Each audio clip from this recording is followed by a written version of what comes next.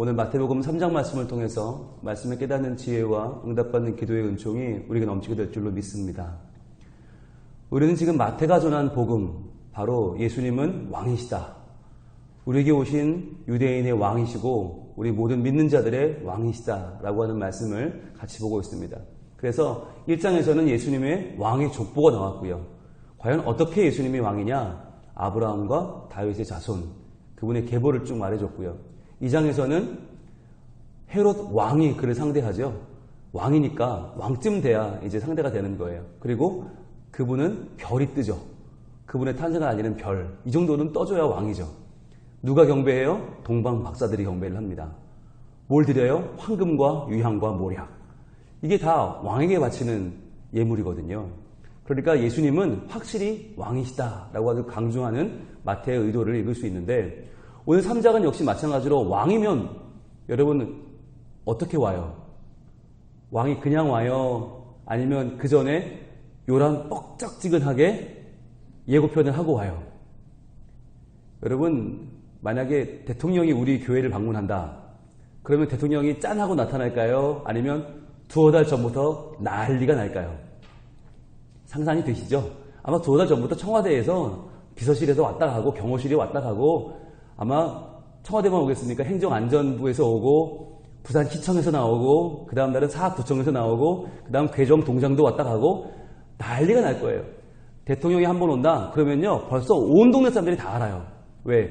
두서너 달 전부터 이미 오지 않은 사람들이 다 와요. 우리가 처음 보는 높은 사람들, TV에서 보던 사람들이 다 와서 이미 다 살펴보고 다 점검하고, 그 다음에 드디어 질릴 때쯤 되면 대통령이 올 거예요. 왕도 그렇다는 거죠. 이 당시에 왕은 지금 대통령은 상대가 안 돼요. 비교가 안 돼요. 어마어마한 높은 지위예요. 그 왕이 그냥 올 리가 없죠. 어떻게 옵니까? 외치는 자의 소리와 함께 수없이 많은 사람들의 행렬과 함께 그 뒤에 나타나는 분이 왕이에요. 그래서 예수님이 왕이라면 예수님이 짠 하고 나타나면 안 되는 거예요. 그 앞에 누군가가 나와야 되는데, 그런데 그 앞에 나오는 사람도 중요해요.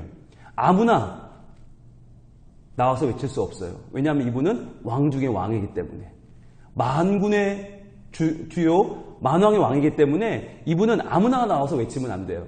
그래서 이 마태가 주목하고 있는 이 3장의 주인공 세례 요한은 정말 구약이 증명하는 사람이어야 하고, 그는 확실하게 누가 봐도 하나님의 사람이어야 하죠. 그 세례 요한에 대해서 지금 마태는 주목하여 보여주고 있습니다. 먼저 1절입니다. 그때에 세례 요한이 이르러 유대 광야에서 전파하여 말하되, 이렇게 시작을 합니다. 여러분, 그때에 한번 동그라미 해보세요. 이 그때가 언제입니까? 분명히 2장의 마지막 부분은 예수님이 태어날 때 헤롯 왕에게 위협을 받으시고 동방박사들이 하나님의 영감을 받아서 헤롯에게 알리지 말고 바로 돌아가라 라는 영감을 받고 헤롯에게 알리지 않습니다. 그러자 헤롯이 나중에 알고 분해서 베들레헴 일대에 2살 아래 여자 남자아이를 다 죽여버리죠. 자, 그런 다음에 예수님은 애굽으로 도망을 갑니다. 그게까지가 2장이에요. 그러니까 3장에서 그때에는 그러면 예수님이 애굽에 계실 때냐? 아니에요. 그때가 언제냐? 무려 이 한마디, 그때의 한마디로 30년의 시간이 훌쩍 지나가 버립니다. 30년이 지난 그때가 되는 거예요. 그러니까 뭐냐면 성경은 위인전이 아니다. 성경은 인물에 대한 비망록이 아니다. 한 사람의 일생을 기록하는 책이 아니라는 거예요. 무려 30년이 휙 뛰어버려요. 왜? 마태는 예수님이 왕이라는 데 주목한 것이지, 예수님이 뭘 먹고 뭐 무슨 산에 올라가시고 무슨 강을 좋아하시고 누구랑 어울리시고 관심이 없는 거예요. 여러분, 지금 우리는 예수님에 대해서 아는 자료가 전혀 없지만 성경 외에는 거의 없어요. 그러나 마태 정도 되면 충분히 알아낼 수 있었을 거예요. 왜? 마태는 세리 아닙니까? 세리가 하는 제일 잘하는 게 뭐예요? 조사하는 거예요. 사람에 대해서 알아보고 그 사람 찾아내는 게 세리의 일이에요. 세금 떼고 도망간 사람을 끝까지 쫓아가는 게 세리의 목적이고 그 사람의 존재하는 이유예요. 그러면 예수님에 대해서 알아보려 했으면 어린 시절에 예수님에 대해서 충분히 알아볼 수 있었겠죠. 그런데 마태는 거기에 대해서 전혀 관심이 없어요. 왜냐하면 성경은 예수님이라는 인물 사에 주목한 것이 아니라 그분의 구속 사건에 주목하기 때문에 바로 이 3장으로 갑니다. 3장이 뭐냐면 바로 예수님이 공생애가 시작되기 직전이죠. 공생애가 시작되기 직전에 예수님에 대해서 뭔가 증명이 필요한 거예요. 그분이 왕이라는 사실을. 그분을 증명해 줄 사람이 누구냐? 바로 세례 요한이죠. 요한이라는 이름은 구약의 요하난과 같은 이름입니다. 요하난, 이름 뜻이 뭐냐면 그에게 여호와는 은혜롭다 하는 뜻이에요. 그에게 여호와는 은혜롭다. 여호와난이라고도 하고 요하난이라고도 하는데 그 이름이 이제 요한이 되죠. 자, 요한은 서구권에서 가장 좋아하는 이름입니다. 쟈 또는 이반이라는 이름이죠. 바로 요한인데 이 요한이 어디서 있었냐 이게 중요해요. 장소가 중요해요. 어디예요? 유대 광야에서 전파했다는 거예요. 희한하게 여러분 전파하려면 어디서 전파해야 됩니까? 만약에 우리 교회가 노방전도를 나간다. 어디로 나가야 됩니까? 부산역으로 가야 되죠. 김해공항으로 가든지 아니면 서면 로타리로 가야 되는 거 아닙니까? 그런데 우리가 그런 데로 안 가고 저 어디 산골짜기로 가서 외치고 있다면 사람들이 뭐라고 하겠어요? 드디어 이상하게 됐구나. 이렇게 생각하지 않겠어요? 여러분 외치려면 광야로 가면 안 되죠. 외치는 자의 소리는 어디 있어야 돼요? 시내 한복판에 있어야죠. 적어도 성문에 있던지 시장통에 있어야 되는 거 아닙니까? 그런데 묘하게도 이 3장에서 세례 요한이 유대 광야에 전파하죠. 여러분 4장에 가면 예수님이 시험을 받아요. 마귀에게. 이 시험을 통과하면서 공생애가 시작되는데 그게 어디예요? 그것도 광야예요. 왜 광야일까? 왜 예수님이 왕임을 입증하는 자리가 광야여만 하는 걸까? 왜 그렇습니까? 광야가 바로 하나님의 임재가 있는 자리이기 때문이에요. 하나님의 임재가 있는 자리. 여러분 나바르라고 하는 말 우리가 열심히 배웠는데 나바르는 사건 아닙니까? 그저 말씀이죠. 하나님의 말씀이자 사건. 하나님이 하신 말씀이 이루어지는 자리가 어디예요? 나바르가 이루어진 자리가 미드바르예요. 미드바르는 나바르의 자리라는 거예요. 미드바르가 어디냐? 광야예요. 그래서 유대인들에게 있어서 나바르, 하나님의 말씀이 이루어지는 자리, 하나님의 말씀이 사건이 되는 자리는 미드바르, 바로 광야예요.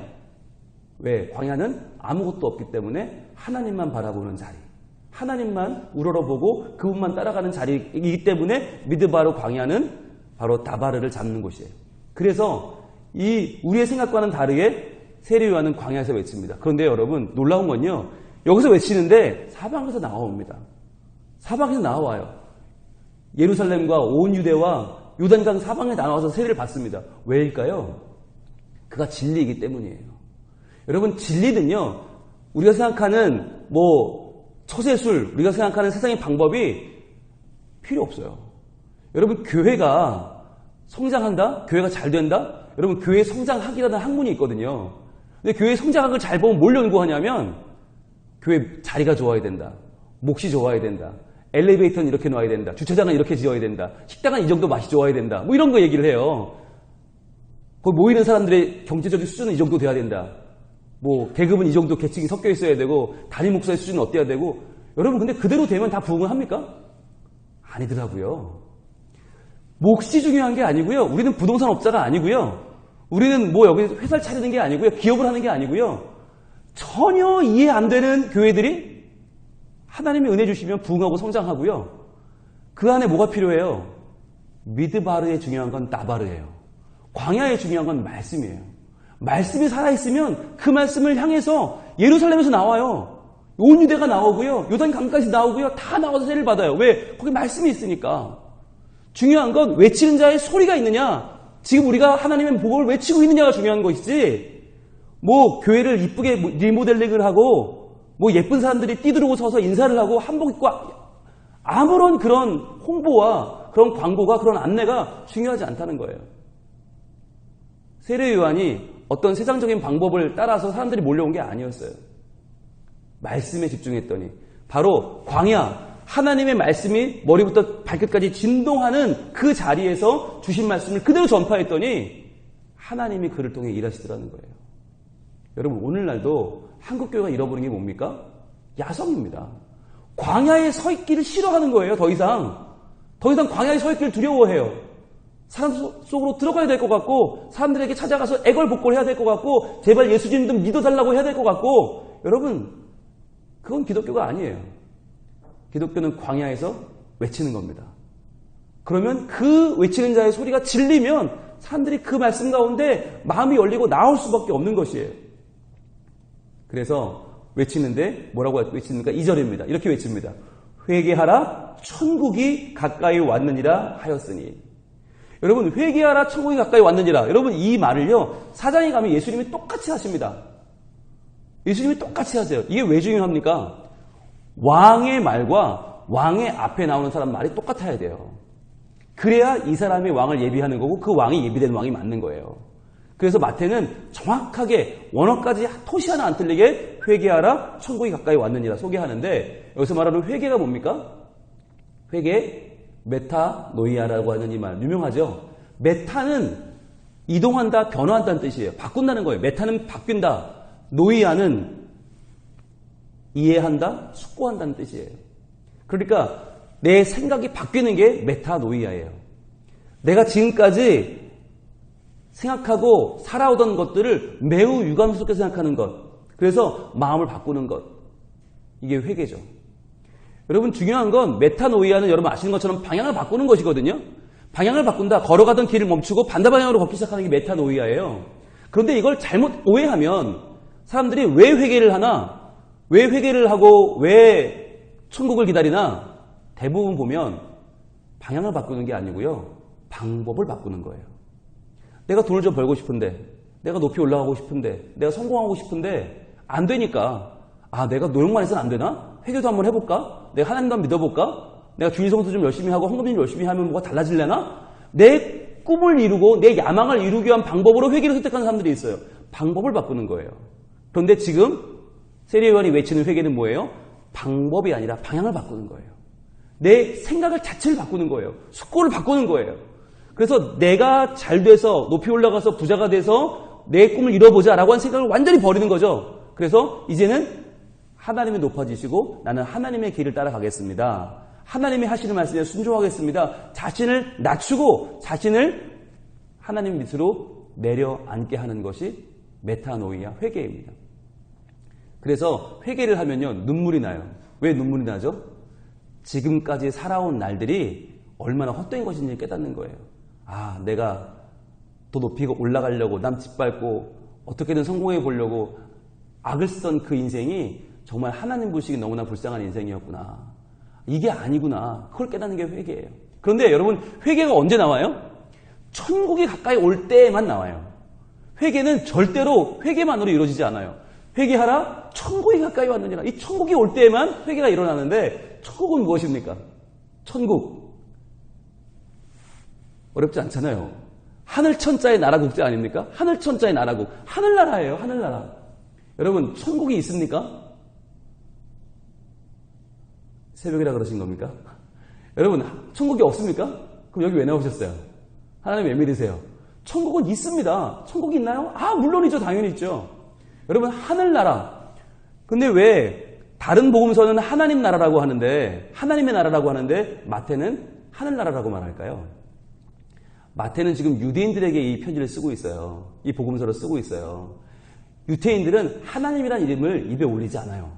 왜? 너무 거룩한 이름이라. 그래서 마태는 유대인을 대상으로 하기 때문에 하나님이라는 말을 빼고 하늘나라라고 하고 있어요. 그러면 왜 하나님 계신 곳이 하늘나라입니까? 여기서 말하는 하늘은 뭡니까? 저 위에 저 푸르른 하늘, 저 새들이 날고 구름이 있고 대기권에 있는 저 하늘을 말하는 겁니까? 저 스카이입니까? 아니죠. 여기서 말하는 하늘을 나라는 스카이가 아니죠. 어디예요? 하나님이 계시는 곳, 하나님이 계신 자리, 헤븐이죠. 헤븐. 그러면 여러분, 왜 하나님이 하늘에 계셔요? 여러분, 하늘에 잘 찾아보면 하나님 계십니까? 비행기 타면 하나님 만날 수 있습니까? 우주선 타면 하나님 만날 수 있어요? 하나님이 계신 곳은 없습니다. 하나님은 어디도, 하늘에 하늘이라도 하나님을 품을 수 없습니다. 하나님은 하늘보다 크시기 때문에. 하늘을 지으신 분이 어떻게 하늘에 계셔요? 그런데 왜 하늘에 계시다고 말하죠? 왜 하늘나라라고 말하죠? 이게 하늘이라는 비유예요. 비유. 하늘이 가지고 있는 개방성. 누구나 다 하늘을 볼 수 있잖아요. 하늘이 막힌 곳은 없잖아요. 개방성이죠. 또 하늘은 열려있죠. 개방성. 또 누구나 볼 수 있죠. 보편성이죠. 누구에게나 하늘은 있고 누구에게나 열려있죠. 보편성과 개방성이 있고, 또 하늘은 뭐예요? 초월성이 있어요. 이 땅에 있는 우리는 하늘을 함부로 생각할 수 없고 거의 갈 수가 없죠. 초월성이 있어요. 그러니까 하나님이 계신 곳을 그렇잖아요. 하나님이 뒷뜰에 계신다. 이상하잖아요. 하나님이 강가에 계신다. 이상하잖아요. 그럼 하나님이 하늘에 계시다고 하자는 거죠. 적어도 하나님이 계시는 공간은 우리가 예측할 수 없지만 한 공간이 하나님을 가둬둘 수 없지만 그러나 하나님이 계신 곳이라면 하나님은 모두에게 열려있는 개방성이 있어야 되고 누구나 갈 수 있는 보편성이 있어야 되고 또 우리와는 다른 초월성이 있어야 되니까 하늘에 계시다고 하자. 그래서 하늘나라가 된 것이죠. 하늘나라. 그런데 여러분 천국이 가까이 왔다. 이게 왜 중요합니까? 하나님 나라 가까이 왔다. 여러분 천국이 눈앞에 있다고 그러면 좋으세요? 나쁘세요? 상당히 불안하시죠? 네. 병원 갔는데 검사 받았는데 의사 선생님한테 저 어때요? 그랬더니 천국이 눈앞에 있습니다. 그러면은 노래지겠죠? 여러분 왜 그럴까요? 우리가 천국을 죽어서 가는 곳으로 이해하기 때문이에요. 우리가 좀 전에 찬양했는데 나 가나안 땅 귀한 성에 들어가려고 내 중한 짐을 벗어버렸네. 길이 살겠네. 길이 살겠네. 언제 불러요 우리가? 장례식장에서 불러요. 여러분 천국 찬양을 제가 오늘 다 찾아봤거든요. 그런데 오늘 부를 게 없더라고요. 왜? 다 장례식 찬양이야. 천국은 다 장례식. 왜? 우리에게 천국은 죽어서 가는 곳. 길이 살겠네. 어디서? 죽어서. 여기서는 아니고. 이게 되게 재밌는 거예요. 우리는 천국 가면 죽어서 가는 것만 생각해요. 그러나 여러분 그렇지 않습니다. 왜냐하면 하늘나라는 죽어서 간다는 개념 자체가 없어요. 그 말 속에는 하늘나라, 하나님이 계신 헤븐, 하나님이 계시는 그 나라는요. 어떤 나라냐? 나라라고 말할 때는 제일 중요한 게 뭐예요? 세 가지? 국토가 있어야 되고 국민이 있어야 되고 주권이 있어야 됩니다. 그중에서 하나님 나라라고 말할 때 뭐예요? 주권이에요. 하나님이 일하시는 곳, 하나님이 계시는 곳, 하나님이 높임받는 곳이 하나님 나라예요. 하늘나라예요. 그러니까 하늘나라는 어디예요? 내가 하나님의 법대로 사는 여기예요. 하나님이 지금 살아 역사하시는 내 삶의 자리가 하늘나라인 거예요. 그 자리가 하나님이 계시는 곳, 하늘나라. 그러니까 하나님 나라는 반드시 있죠. 천국은 지금 있죠. 여기가 천국이니까. 여러분 이 말씀을 들으러 함께 기도하러 이 새벽에 여러분 잠을 줄이고 나왔어요. 왜 나왔어요? 하나님이 지금 나에게 말씀하시니까. 하나님의 주권이 없다면 이 자리에 나와 있을 이유가 없죠. 제가 왜 이 시간 나와서 설교하고 있어요? 왜 이 설교를 준비하러 그렇게 어제 하루 종일 일주일에 하루 종일 머리를 싸매고 준비했어요? 여러분 저 다른 거 해도 돼요. 더 열심히 할 수 있어요. 근데 왜 이 말씀을 준비해서 이 자리에 섰어요?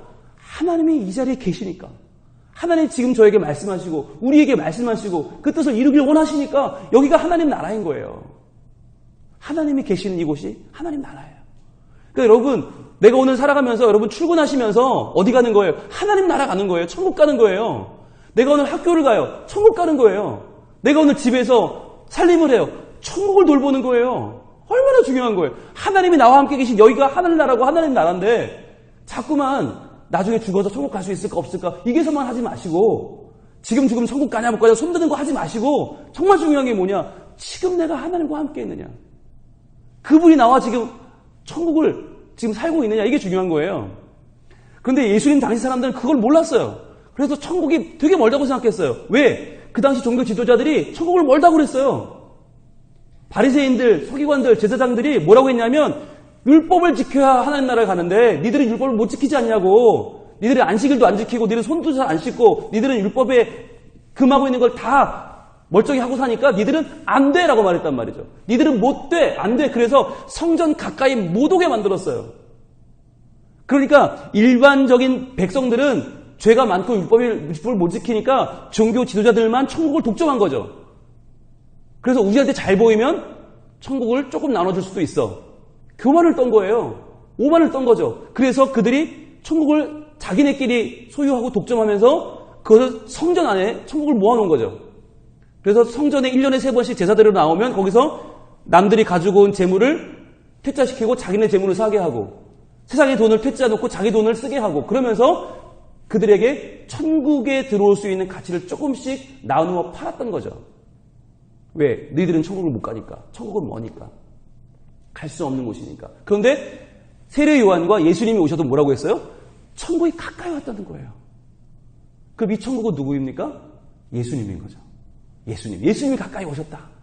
왕 중에 왕이신 그분, 하늘의 주이신 그분이 가까이 오셨다. 이제 그분 앞에 나아가자. 그럼 어떻게 해야 돼요? 회개해야 되는 거예요. 여러분, 왕이 오시면, 새 왕이 오시면 어떻게 해야 됩니까? 이전의 왕을 따르던 마음을 바꿔야 되는 거예요. 이전의 왕을 계속 따르면 새 왕에게 가면 죽어요. 새 왕에게 가려면 마음을 바꿔야 돼요. 이전의 왕을 버리고 새 왕을 따라야 돼요. 그게 이 시대의 법이에요. 바벨론이란 제국에서는 바벨론 왕을 따라야 되고요. 바벨론이 망하고 페르시아가 올라오면 페르시아 왕을 따라야 되는 거예요. 페르시아가 망하면 헬라의 왕을 따라야 되는 거고요. 헬라가 망하면 로마 황제를 따라야 되는 거예요. 이게 이 당시의 법이에요. 새 왕이 오셨다. 그 왕을 따를래 죽을래 이거예요. 지금 회개하라 천국이 가까이 왔느니라 뭐냐면 새 왕 중에 왕이신 하나님 그분이 우리에게 실제로 오시는데 그 왕을 따를래 죽을래 결정하라는 거예요. 회개하라, 전향하라는 말이에요. 이전 왕을 따르다 죽을래, 새 왕을 따라 살래. 여러분, 지금 이것이 우리에게 주시는 하나님의 말씀이에요. 지금 예수님이라고 하는 천국이 우리 눈앞에 계시는데 우리는 계속해서 예수님 아니라 내 욕심과 내 아집과 내 옛사람이라고 하는 이전의 왕, 이전의 주, 이전에 나를 따르던 것을, 내가 따르던 것을 계속 붙잡고 있으면서 나는 그거 잘 되는 게 좋겠어요. 그러면 하나님 나라 갈 수 없어요. 이걸 버리고 진짜 왕이신 예수님을 따르는 거. 그게 회개하라 천국이 가까이 왔느니라가 되는 거예요. 그러면 이 천국을 외치는 세례 요한이 진짜인 이유가 뭐냐? 여러분 어떻게 증명할 수 있어요? 세례 요한이 진짜라는 걸? 방법은 하나죠. 말씀이에요. 항상 성경은 말씀으로 돌아갑니다. 그래서 3절에서 그는 구약에 선포된 그다라고 말하는 거예요. 이게 가장 큰 권위예요. 그를 보니까 생긴 게 잘생겼다? 그의 출신이 좋다? 그가 하는 걸 보니까 뭔가 아우라가 있다? 여러분 다 필요 없어요. 중요한 건 뭐예요? 하나님 말씀이 증명하고 있는가? 이 가장 중요한 거죠. 3절 같이 읽습니다. 시작. 그는 선지자 이사야를 통하여 말씀하신 자라. 일러스되 광야에 외치는 자의 소리가 있어 이르되 너희는 주의 길을 준비하라. 그가 오실 길을 곧게 하라 하였느니라. 자, 노란색 드시고 어디 표시해요? 일러스되. 이게 제일 중요한 거예요. 세례 요한 누구냐? 구약 말씀이 일러스되. 그에 대해서 이렇게 말씀하셨어. 하나님이 이미 그에 대해서 이사야 선지자, 얼마나 오래돼서 몇백 년 전 사람이에요. 그 이사야가 이미 이 세례 요한을 예언하여 하나님의 감동을 받아 적은 성경 말씀이 있단 말이에요. 이게 중요해요. 자, 그런데 여러분 이 말씀이 어디냐면 광야라고 되어 있는데 앞에 기억이라고 되어 있죠. 기억. 광야 앞에 기억을 따라가 보세요. 이게 어디예요? 이사야 40장 3절이에요. 40장 3절. 여러분 이사야 40장이 왜 중요할까요? 이사야를 공부할 때 우리가 얘기했어요. 이사야는 66장으로 되어 있는데 성경과 구조가 똑같다. 그래서 성경이 66권 아니에요. 이사야는 66권 똑같은데 성경 구약이 몇 권이에요? 39권. 신약은 27권. 39, 27로 외우시면 쉬운데 그러면 이사야에서도 구약이 어디까지냐? 1장부터 39장까지예요. 그래서 1장부터 39장까지는 뭐냐면 너희 그렇게 살면 죽어 이거예요. 그렇게 살면 망해. 그렇게 살면 큰일 나. 경고와 하나님의 심판의 예언이 39장까지고 그러면 신약이 시작되는 데가 어디냐? 이사야 40장이에요. 40장부터 그 뒤에 27장, 66장까지가 뭐야? 신약이에요. 신약이 시작되는 이사야 40장 말씀을 지금 어디서 쓰고 있어요? 진짜 신약의 시작인 마태복음 3장에 쓰고 있는 거예요. 기가 막힌 거예요. 그러니까 하나님이 이사야라고 하는 선지자를 보내서 66장의 성경을 쓰게 하실 때 이미 다 계획을 하신 거예요. 40장부터는 신약이다. 40장 3절. 그래서 이 말씀은 예수님의 오심을 알리는 세례 요한의 외침이 된 것이죠. 근데 뭐라고 외칩니까? 광야에 외치는 자의 소리가 있을 것이다. 여러분 광야가 어디라고요? 하나님이 함께 하시는 자리, 하나님의 임재가 있는 자리. 그래서 광야에서 외치는 자의 소리만 진짜예요. 우리로 말하면 최고의 공부를 했고 최고의 스펙을 쌓았고 최고로 믿을 만한 사람이라는 뜻이 바로 뭐냐? 광야에 외치는 자의 소리예요. 자, 그런데 뭐라고 외칩니까? 너희는 주의 길을 준비하라. 그가 오실 길을 곧게 하라 하였느니라. 자, 주 동그라미 하시고 그 동그라미 해보세요. 그럼 이 주와 그가 누구입니까? 주와 그가 누구예요? 여러분, 이것이 이사야 40장에서는 하나님이십니다. 하나님이 지금 바벨론 포로로 끌려가 있는 이 하나님의 백성들을 다시 돌아오게 할 것이다. 그래서 그들의 포로 생활이 끝나고 돌아오는, 포로 생활이 끝나고 그들을 이끌고 돌아오는 하나님이 누구예요? 주예요. 그예요. 즉 주의 오실 길을 준비하라. 바벨론 포로를 끌고 돌아오시는 하나님을 준비하라는 거예요. 그가 오실 길을 곧게 하라. 이제 그가 포로들을 끌고 돌아오는 그 길을 너희에게 곧게 하고 준비하라는 이야기인데, 여러분, 이것을 주와 그가, 이사야가 외칠 때는 하나님이었지만 여기서 외칠 때는 누구예요? 예수님이죠. 이제 오실 예수님. 그러면 이 말은 뭐냐? 바로 이제부터 너희의 주가 바뀐다는 거예요. 너희의 그가 바뀐다는 거예요. 이전까지 여호와 하나님만 주였고 그였지만 이제 예수님이 하나님이다 라고 외치는 거죠. 그래서 주의 길을 준비하는 호돈이라고 하는 길, 이 호돈은 단수입니다. 단수예요.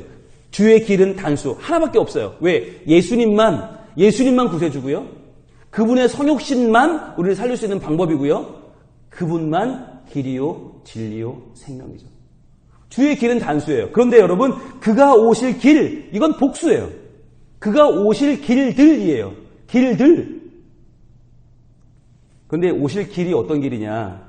트리보스라고 하는 이 오실 길은 지름길이라는 뜻도 되고 평탄한 길이라는 뜻도 되는데, 트리보스는 트리보라는 말에서 왔어요. 트리보가 뭐냐? 문지른다는 말이에요. 문지른다.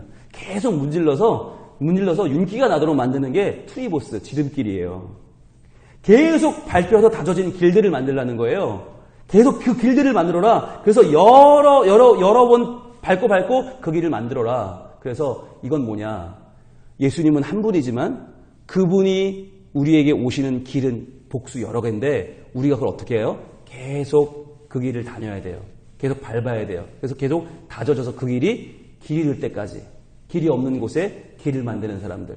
바로 내 남편에게, 내 아내에게, 내 형에게, 내 누나에게, 내 부모에게 예수님이라는 그 길이, 그 한 길이 그분에게 다다를 때까지 우리는 여러 길을 내는 거예요.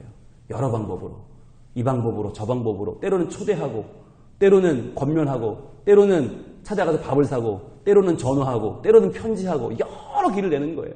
그래서 예수님이라고 하는 우리를 살리는 길은 하나지만 그 하나의 길을 전하는 방법은 여러 개인 거예요.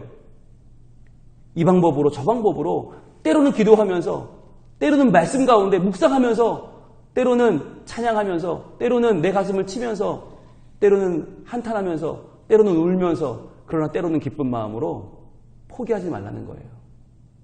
예수님이 우리에게 오시면 우리는 천국을 경험하고 회개하고 새로운 사람이 될 수 있는데, 그 길을 외치는 자는 어떻게 외쳐야 되느냐? 여러 가지 방법으로 여러 번 그 길을 문대는 거예요. 여러 번 문대야 돼요. 여러분, 우리가 교회 온 것도 내가 오고 싶어 온 거 아니잖아요. 누군가는 계속 나의 길을 문대 주었어요. 계속 기도로 문대고 말씀으로 문대고 나를 방문으로 문대 주었어요. 그러니까 내가 지금 여기 와 있는 거예요. 우리가 이 말씀 보면서 세례 요한이라는 사람이 있었대더라. 그러면 아무 상관이 없어요. 이 말씀은 나와는. 그러나 마태복음 3장을 읽으면서 내가 예수님을 만났지. 내가 천국을 만났지.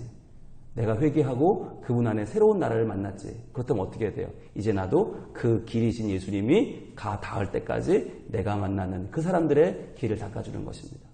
그 길들을 계속 문대는 거예요. 계속 밟고 또 찾아가고 또 찾아가서 그 길이 나는 곳에 예수님께서 그분을 만나 주실 것입니다. 그래서 우리가 광야에 외치는 자의 소리가 되어서, 말씀의 사람이 되어서 바르게 외치고 바르게 전하고 바르게 찾아갈 때, 하나님은 우리만이 아니라 우리의 주변의 사람들을, 우리의 가족들을, 우리의 이웃들을 분명히 변화시켜 주시고 우리를 새롭게 하나님의 사람으로 온전케 하실 줄로 믿습니다. 기도하겠습니다. 하나님, 오늘 세례 요한이 전한 이 소식을 저희를 들으면서 참으로 가슴이 뜨거워집니다. 그렇지. 하늘나라, 하나님의 나라는 지금 여긴데 왜 자꾸 우리는 죽어서 가는 그 나라만 생각하는지, 왜 죽어서 구원 얻는 생각만 하는지 모르겠습니다. 하나님, 우리의 믿음 없음을 용서하여 주시고 이 시간 우리가 진정 회개하여 하나님 말씀 붙잡게 하시고 그 말씀의 자리 광야에서 주의 오실 길을 평탄케 하며 전하며 외치며 오직 길이신 그분을 증거하는 길들로 살게 하여 주시옵소서. 오늘도 우리의 삶 가운데 찾아오셔서 우리의 기도를 들어주시고 응답하시고 우리의 삶을 하나님의 것으로 온전히 변화시켜 주시옵소서. 예수님 이름으로 기도합니다. 아멘.